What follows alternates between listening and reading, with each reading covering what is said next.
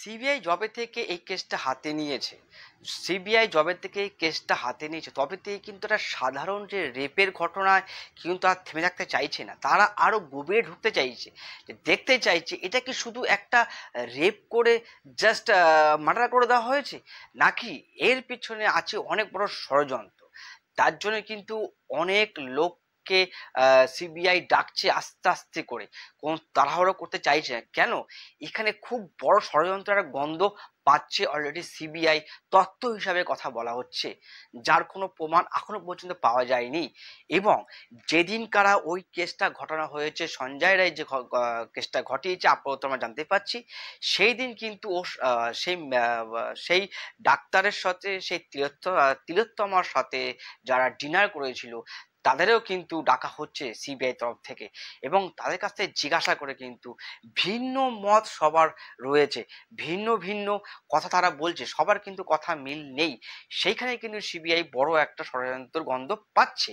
এর জন্য কিন্তু তারা চুপচাপ করে আস্তে আস্তে করে তারা কিন্তু নিজের কাজ করে যাচ্ছে।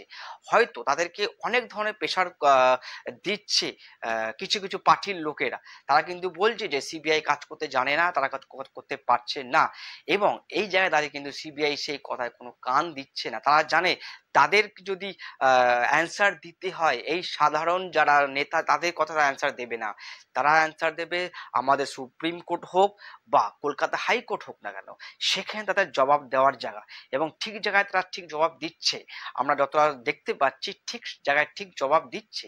এবং সেখানে দাঁড়িয়ে কিছু কিছু ক্ষেত্রে বলা হচ্ছে সিবিআই কিছু করতে পারছে না, কিছু করতে পারছে না। আরে সিবিআই যখন হাতে নিয়েছে তখন অলরেডি 5টা দিন হয়ে গেছে, এবং সিবিআই এর কাছে যে রিপোর্টগুলো দেওয়া হয়েছে তার মধ্যে তো আদতে প্রুফই নেই। সিবিআই থেকে এই কমপ্লেনটা করা হয়েছে সুপ্রিম কোর্টে, যে পুলিশ যে তথ্যগুলো দেওয়া হয়েছে তার মধ্যে তো আর্থিক কিছুই আমরা পাচ্ছি না। আমরা যেইভাবে এগোচ্ছি 5 দিন পরে যখন হাসপাতালের ভিতরে আমরা গেছি কাজ শুরু করতে, তখন কিন্তু অলরেডি ওই হসপিটালে প্রতিটা জিনিস চেঞ্জ করে দেওয়া হয়েছে। সেখান থেকে একটা কেসকে তুলে আনা কিন্তু খুব ডিফিকাল্ট। সিবিআইরা যেই পথে এগোচ্ছে সেই পথটা হচ্ছে এটাই, যে শুধু সামথিং কি জাস্ট রেপ করে মেরে দেওয়া হয়েছে, নাকি বড় কিছু ঢাকবার জন্য এটাকে রেপ বলে এবং তার সাথে মার্ডার বলে জাস্ট তাড়িয়ে দেওয়ার চেষ্টা করা হয়েছে। এটা তো হতে পারে যে ওই হসপিটালে প্রচুর বড় বড় কেস রয়েছে, সেই সেই ব্যাপারে এই তিলোত্তমা যে ডাক্তার, এই তিলোত্তমা ডাক্তার সব জানতে পেরে গেছিল। জানার জন্য সেই কেসটাকে ঢাকবার জন্য এই মেয়েটাকে এইভাবে রেপ করে মারা হয়েছে, যেটা আপাতত রিপোর্ট বলছে। এবং ফাইনাল রিপোর্ট তো আমরা এখনো পাইনি, কিন্তু আমরা জাস্ট একটা অনুমান করছি যে এটা জাস্ট রেপ কেস হতে পারে না, বা সামথিং একটা মার্ডার কেস হতে পারে না। এর পিছনে আছে অনেক বড় রহস্য। এবং তার সাথে লুকিয়ে আছে ওখানকার বড় বড়, লুকিয়ে আছে যারা বড় বড় নেতা। যতটা বুঝতে পারছি আমরা, যতটা সোশ্যাল মিডিয়া থেকে নিউজে জানতে পারছি, ওখানে প্রচুর বড় বড় লোকের হাত আছে, যার পিছনে প্রচুর কোটি কোটি টাকা নয় ছয় করার কথা আছে ওখানে অলরেডি। তার জন্য এই তিলোত্তমা সব জানতে পেরে গেছিল, তার জন্য তাকে এই শাস্তি দেওয়া হয়েছে, যে শাস্তির জন্য এই সঞ্জয় কিছুটা দোষী আছে। কিন্তু এবার দেখা যাক সিবিআই এই কেসটা নিয়ে আর কতটা এগোতে পারে। সিবিআই প্রতি আমাদের আস্থা আছে, সিবিআই প্রতি আমাদের আস্থা আছে। সিবিআই যে পথে এগোচ্ছে তাতে কিন্তু একদম যতটা বুঝতে পারছি আমরা, যে ওই ওই ওই হসপিটালের ক্ষেত্রে এর জন্য দায়ী একমাত্র স্বাস্থ্যমন্ত্রী আমাদের যে রাজ্যের আছে উনি, আর পুলিশ মন্ত্রী উনি। এই এই দুটো মন্ত্রী কিন্তু আমরা জানি এই দুটো মন্ত্রী কে অ্যাকচুয়ালি। এই মন্ত্রী আমি নাম এখন নিচ্ছি না। এই দুটো মন্ত্রী কিন্তু যথেষ্ট পরিমাণে এর সাথে ইনভলভমেন্ট আছে। এটা কিন্তু সূত্র মারফত বা নিউজ মারফত কিন্তু আমাদের হাতে আসছে।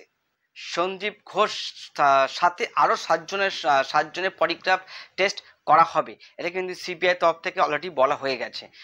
এবং তার সাথে তো আপনাদের বলা হয়েছে আগেও, যে তার সাথে যারা ডিনার রাত্রে করেছিল, সে তিলোত্তমার সাথে যারা ডিনার করেছিল তারা কিন্তু পলিগ্রাফ টেস্টের মধ্যে আয়ত্তায় এসে গেছে।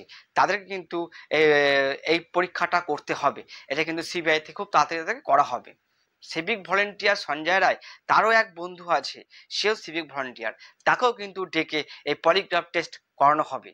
সিবিআই সূত্র থেকে কিন্তু আমরা আরো কিছু জানতে পেরেছি মিডিয়ার মাধ্যমে, যেমন পিজি হসপিটালে যিনি সুপার ছিলেন সন্দীপ ঘোষ, সন্দীপ ঘোষ কিন্তু ওখানে একটা বড় একটা দুর্নীতি চালাতো। তার তার মধ্যে নাম্বার ওয়ান হচ্ছে কোভিডের সময়। আমরা জানি কোভিডের সময় ভয়াবহ সময় আমরা কাটিয়ে এসেছি। সেই কোভিডের সময় যত টাকা ওই এসেছে, সেই টাকা দিয়ে কিন্তু দামি দামি জিনিসপত্র কিনে ওনার অফিসকে, ওনার বাড়িকে যত সম্ভব দামি দামি জিনিসপত্র কিনে কিন্তু সেগুলো সাজানো হয়েছে। এটা হচ্ছে 1 নম্বর।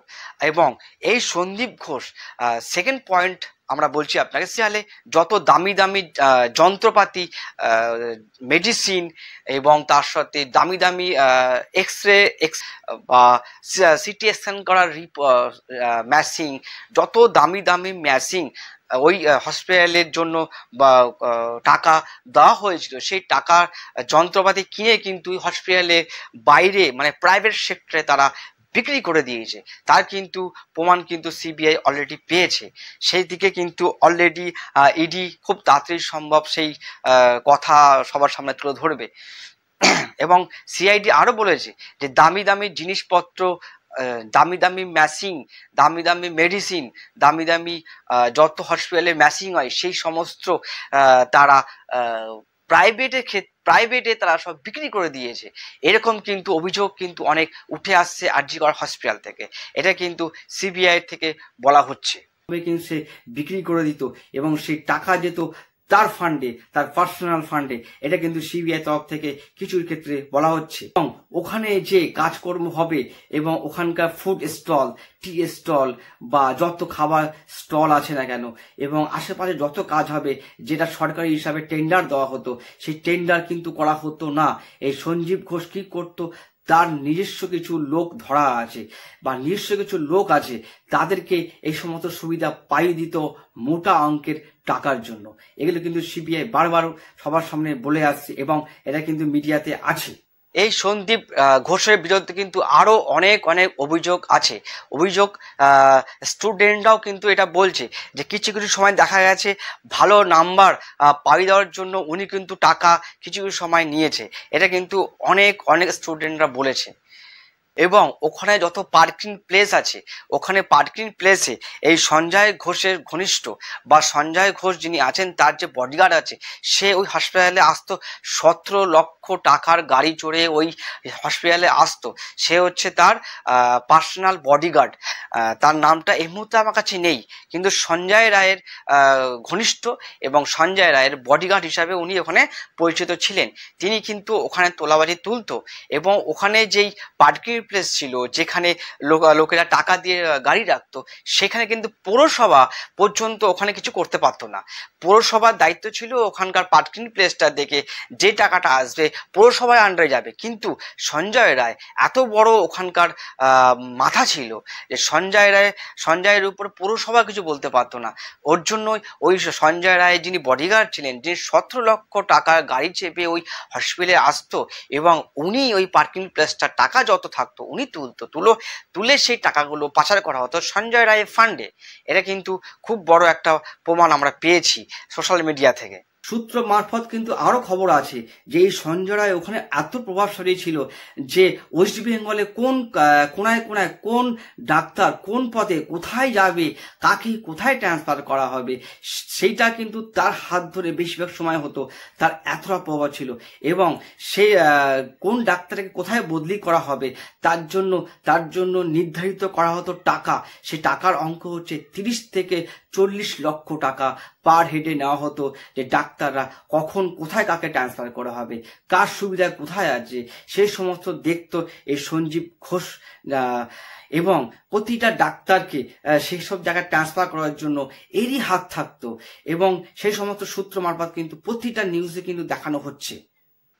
আমি আপনাদের আরো চাঞ্চল্যকর তথ্য দিচ্ছি। এই সঞ্জীব ঘোষ ওই হসপিটালে যত ভেন্ডার যাকে বলি আমরা, যারা ভেন্ডাররা ওখানে সাপ্লাই দিত, ম্যাচিং হোক বা আদার্স যন্ত্রপাতি হোক বা মেডিসিন হোক বা মেডিসিন সংক্রান্ত কিছু আদার্স প্রোডাক্ট হোক, যখন ওই হসপিটালে তারা ভেন্ডাররা মাল সাপ্লাই করতো, সেখানে কিন্তু 20% কমিশন এই সঞ্জীব ঘোষ পেত।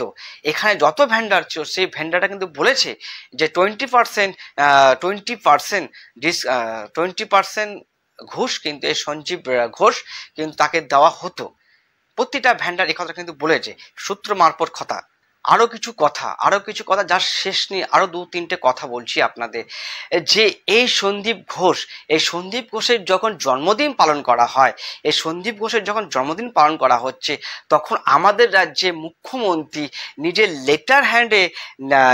লেটার হ্যান্ডে লিখে একটা চিঠি এই সন্দীপ ঘোষের বাড়িতে পাঠাচ্ছে যে আপনার জন্মদিন, তার জন্য এই চিঠি মুখ্যমন্ত্রী পাঠিয়েছে আপনাকে জন্মদিন শুভেচ্ছা করার জন্য মুখ্যমন্ত্রী এই চিঠিটা পাঠিয়েছে। আচ্ছা দিদি, পশ্চিমবাংলায় কোনায় কোনায় প্রচুর ডাক্তাররা আছে যারা মোটামুটি এখনো পর্যন্ত কিছু কিছু সময় তো টাকা নেয় না। টাকা না নিয়ে আমাদের মতো গরিব ছেলেদের, আমাদের মতো গরিবের বাড়িতে তারা এসে চিকিৎসা করে যায়, এবং উল্টো তারা যদি আমরা ওষুধ কিনতে না পারি তো তারা আমাদের হাতে কিছু টাকাও দিয়ে যায় যে কিছু ওষুধ কিনে নিও। এমন লোকও প্রচুর আছে আমাদের রাজ্যের কোনায় কোনায়। সন্দীপ ঘোষের মতন লোককে আপনি বার্থডে উইশ করছেন, আপনার লেটার পাঠাচ্ছেন, সেটা সোশ্যাল মিডিয়ায় ঘুরছে অলরেডি। হ্যাঁ, তো আপনি কিছু জানেনই না, স্বাস্থ্য ভবন কিছু জানে না যে আরজিকরের ভেতরে এত কিছু র্যাকেট চলছে, যে সন্দীপ ঘোষ দিনের পর দিন লোকের কাছ থেকে অন্যায় করে টাকা তুলছে, আপনি কিচ্ছু জানেন না। এটা কি মানতে পারে আমাদের মতো আম পাবলিক? মানতে পারছি না। তার জন্য আমাদের চোখের জল সত্যি অনেক বেরোচ্ছে। আমরা এই সমস্ত মানতেই পারছি না যে কেন হচ্ছে এই সমস্ত জিনিস। স্বাস্থ্য ভবন থেকে আজ পর্যন্ত আরজি করে গিয়ে ঘটনার ব্যাপারে কেউ উল্লেখই করেনি যে না, সন্দীপ বাবু যা রিপোর্ট দিচ্ছে সেইটা চোখ বন্ধ করে সবাই সই করে দিচ্ছে, সন্দীপ বাবুর ফাইল আগে সেটা দাও। কেন? এই সন্দীপ বাবু কি যত টাকা তুলতো এই আরজি করা থেকে, সেই টাকাগুলি ঘুরপথে কি কোনো এক পার্টি ফান্ডে ঢুকে যেত? কোশ্চেন করছি আমরা। হতে পারে যে সন্দীপ বাবু এই টাকাটা তুলে কিছু পার্সেন্ট তারা কোনো এক পার্টি ফান্ডে টাকাটা ঘুরপথে ঢোকাচ্ছে, তার জন্য হয়তো কোনো ব্যক্তি এর গায়ে হাত দিতে চাইছে না। অনেক সময় তো শুনেছি এই ব্যক্তিকে নাকি অনেক সময় ট্রান্সফার করা হয়েছে, কিন্তু শুনি জাননি, এত বড় প্রভাবশালী লোক যায়নি, যে ওখানে থেকে গেছে টাকা ইনকাম করার জন্য এবং কিছু টাকা ঘুরপথে পার্টি ফান্ডে দেওয়ার জন্য, তাই না?